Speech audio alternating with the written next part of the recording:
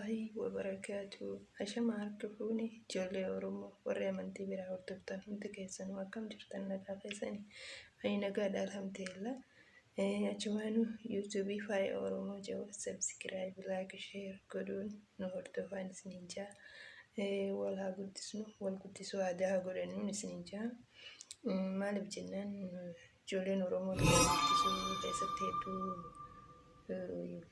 dilasi miti wal guddisu aadaa godhannu namarra haadhaallannu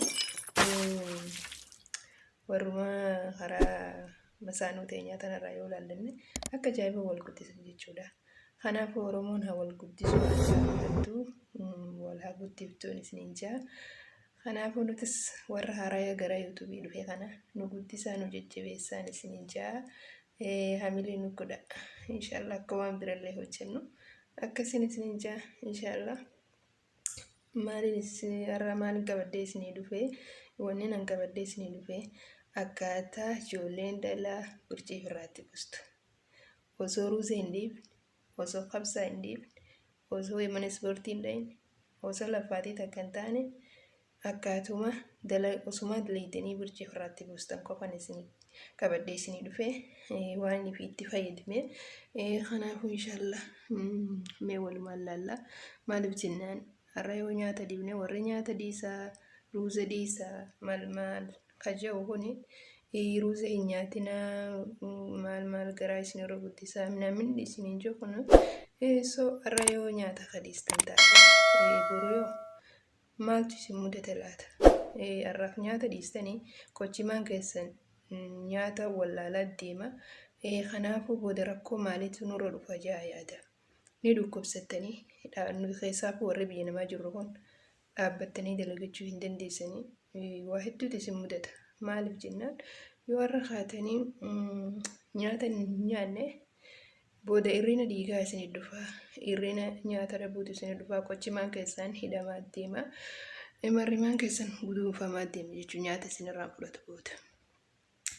Mana hakimaa mana yaalaa yoo leeytan manni yaalaa maal isiniin jaa irrina nyaata qabdaa nyaata nyaadhu isin jaa yoo deebiteeti nyaata nyaatetti kochimaan kee hidhamee jira marrimaan kee guduunfamee jira nyaata nyaatuu hin dandeessu jechuudha. Kanaafuu garaan ofirraa buusaa burciin ofirraa buusattee nyaata nyaatuu hin dhiisin obboleettii nyaata nyaadhu. Nyaanni jechuudha fayyaa qaama keetiiti dhaabbee jechuudha. Nyaata jechuun yoo nyaatiin dhaabbachuu hin dandeessu. Maaliif jennaan jiruu teetiinni akkasiin isiniin jaa mee nafaana tura. Hayyee obboleeyyan kiyya kun akkuma argaa jirtan innis maali yoo jettan hizaama jettanii suuqa gurguddaa odeeytan ni bitattanii inshaallah akkuma argaa jirtan kun inni suuraan isaa kana yoo feetan irraa koppii godhattanii dheeytanii agarsiisuu hin dandeessan suuraa isaanii bakka hundammaa bilbila mana suuqa irraa gabbuustee seentee irraa gabbuufachuu ni dandeessan jechuudha. Akkasanii bitadhaan isiniin jaa obboleeyyan kiyyaa kun akkuma agartan ni uffadheeti nama mee haalan uffadhee mee isin agarsiisa. Gubbaan hin uffatamu inni jalaan uffatamaa garuu ani isin agarsiisuuf hin gubbaan uffadha jechuudha. Gubbaan hin uffadhee isin agarsiisa. Uffattanii walumaan dalaydan jechuudha. Uffattaniituma dalagaa keessan dalaydanii akkuma nama ispoortii godheeti. Yoo feetayyoon dalayduu guddoo hin qabaanne dalagaa guddoo waan ittiin dalaydan hin qabaanne uffattanii ispoortii ittiin godhuu ni dandeessan. Ammoo wayitii dalaydan ijoolleen mana arabaa keessa dalaydan wayitii dalaydan kana hidhattanii yoo dalaydan hedduu takka qaamni keessan isinii lashjee isinirra bu'aa. Kanaafuu inshaallah qaama keenyas eeggachuun hedduun nurraa barbaachisaadha. Inshaallah itti fayyadamaadhaan isin jawaan kana bitadhaadha hedduu takka bareedadha. Kun akkuma argaa jirtan hidhadheetiin jira xumure inni kun darajaa 3 qaba.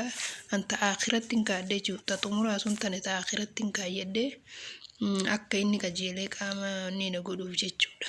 Akkasitti hidhattanii ittiin dalaydanii hedduu takka qaama keessan isiniif mudhii teessan isinii qallisaa ammallee hedduu takka jechuudha.